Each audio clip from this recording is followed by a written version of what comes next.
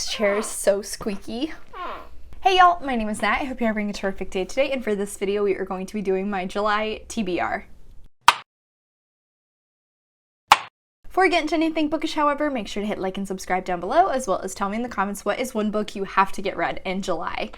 Alright, so we are back at it again, testing out a new TBR game. This time around, I am going to be doing 𝗖cie from the Redhead readers Goodreads Picks My TBR game. Basically, 𝗖cie utilizes a random number generator, which then will give her a book on her Goodreads want to read list, and she has to read it. I have tweaked this a little bit so it fits with my goal of trying to knock out books on my own TBR. I have a specific list from my Goodreads TBR that is marked as owned, so I'm gonna pick 3 books from that one and then 2 from my just official Goodreads TBR. My owned is around 50, my official Goodreads is around 350. There is one other element that 𝗖cie has recently implemented. She'll do a random number generator for 1 through 9, and whatever number she lands on, if one of the future numbers she rolls for the list from her Goodreads TBR ends in that original number, then she has to add another roll. Hopefully, we will just stick with 5, because if we stay there, that gives me a little bit of leeway for mood reading, but in my practice rounds of this, I never stayed at only 5. We'll see how this goes. Okay, so I've got my little screen recording going, and first up, we're gonna generate that beginning number.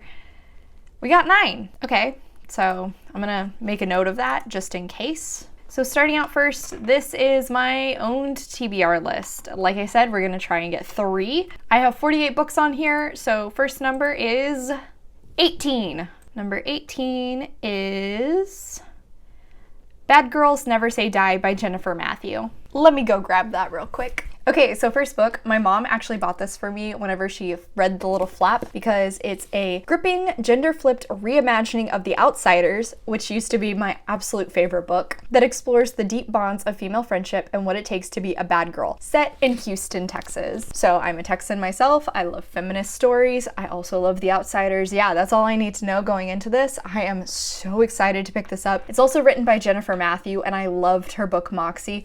Also set in a small Texan town, also dealing with feminist issues, so I'm very excited for this. I have high hopes. I've heard literally nobody talk about this, but I'm hoping it will be perfect for me, so happy that I'm getting to this. Okay, next number. 41. All right, 41. Oh, perfect. Let's Pretend This Never Happened, a mostly true memoir by Jenny Lawson. I actually just realized that there was a book on here, which I've already read, so I had to remove it. So we're technically down to 47, but that did not affect either of the picks. So next book, Let's Pretend This Never Happened by Jenny Lawson. This book is, as I understand, a absolutely hilarious memoir from this author that dives into lots of mental health discussions, but literally everything I've ever heard anyone say about Jenny Lawson is her books will have you howling. That was a big reason of whenever I saw this, I picked it up, and since it's a nonfiction book, that works perfectly for one of my goals I have every month. So wonderful. That's 2 books down, and I am very happy with both of them. Okay, so like I said, changed it to 47. Let's see what this third number is. 3. Perfect. Okay, so number 3. Horrid by Katrina Leno. Okay, so final owned book, probably. This is one that Morgan from Morgan's Chaotic World actually bought for me, and I know it has to do with this young girl who moves back with her mom to her childhood home, and for some reason they're not supposed to go in this one specific room, and then finally she does. It like looks as though someone still lives in there or something like that. No, it's a little girl's bedroom left untouched for years and not quite as empty of inhabitants as it appears. I know this is a YA horror story. I've been meaning to get around to it forever. I absolutely adore this cover. It is stunning and creepy. I've really wanted to pick this up in the past at a spooky season, but that's never happened. So finally, the TBR game gods are just telling me that I'm gonna read it, and I'm gonna read it now.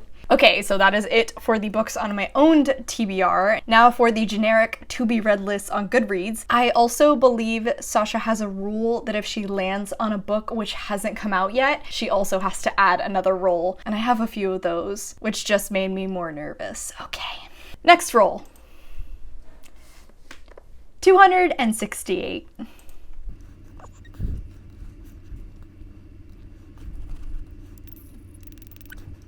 Oh!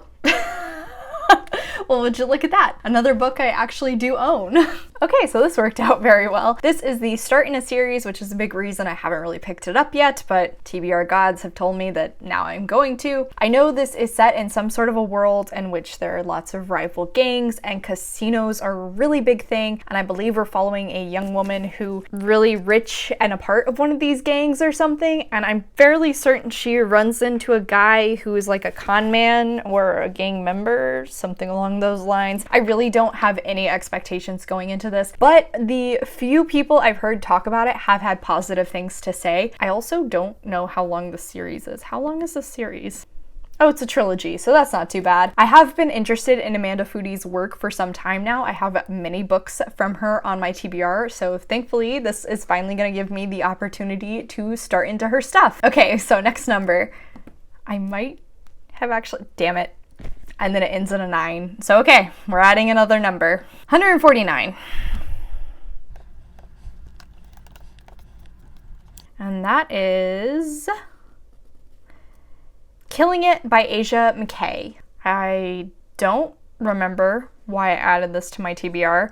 I think it's like, I have no idea where I got this book from, but it's on my TBR. Hopefully I can find it somewhere at my library. If I can't, then this is gonna get awkward. Hi, quick intermission. I have actually searched for this book a while now. It's the next day and I still have not been able to find it anywhere where I can get it for free. I don't even know how this book came to be on my TBR, so I don't particularly want to spend money on it, unfortunately, which means we're gonna have to do another roll or number, or like, we're gonna have to find another book on my TBR. You get what I'm saying. So once again, I have my random number generator up, and hopefully this time around a book will be chosen that I can actually get my hands on in some format.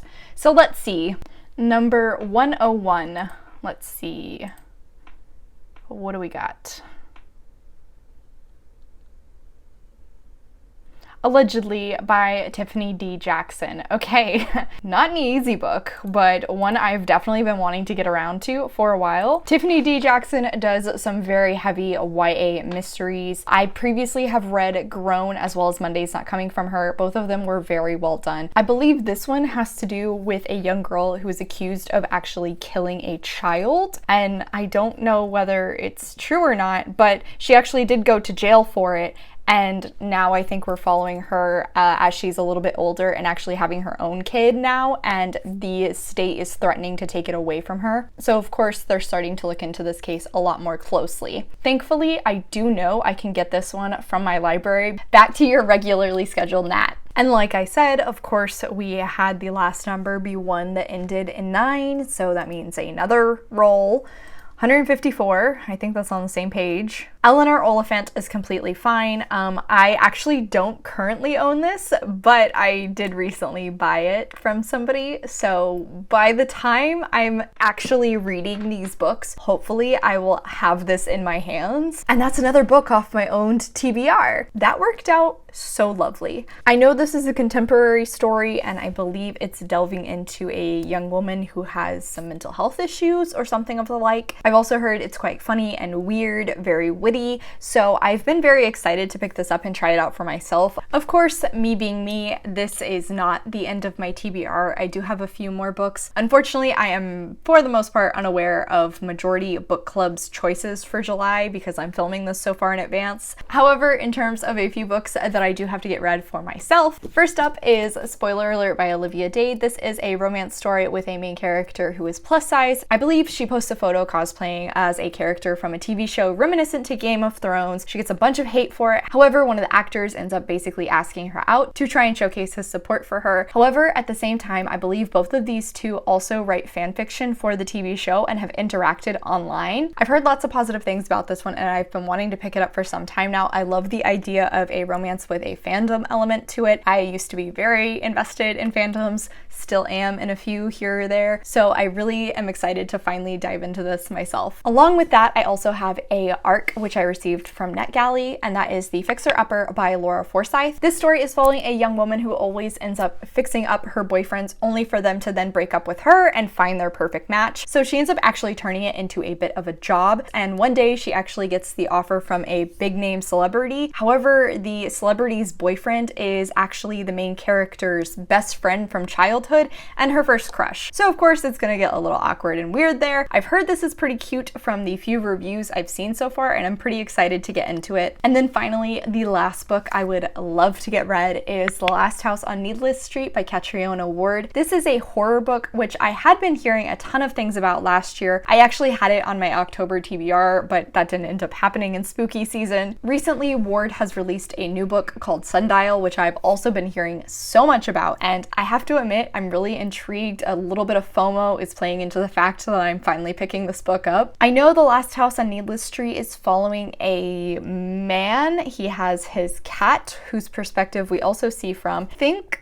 a young girl. I'm pretty sure like a murder happened at some point in this neighborhood or something. Never really heard a solid plot for this from anyone else, and I also think this is one of those books that majority of people don't really know how to explain or describe to you, but I'm very intrigued and I'm finally gonna pick it up. I'm finally gonna do it. All right, so this is my physical TBR. I will also have Eleanor Oliphant is Completely Fine, probably by the time I'm officially reading these. Then I also had to pick up my ARC as well as Killing It. All in all, not a terrible stack. Hopefully I can get through these pretty easily. Shoot. That is not the end, because I just realized I don't have a graphic novel. One moment, please. Okay, so actually, I am going to be picking up Spider-Gwen Volume 0 Most Wanted by Jason Latour, and that's because I have the rest of this series on my shelf now, and I want to reread the first few volumes so I can officially finish it out. This one is following the introduction of Spider-Gwen, and basically she lives in a universe where rather than Peter Parker being bitten by a radioactive spider, his best friend Gwen Stacy was. Gwen is absolutely one of my favorite spin-off characters who has been created, and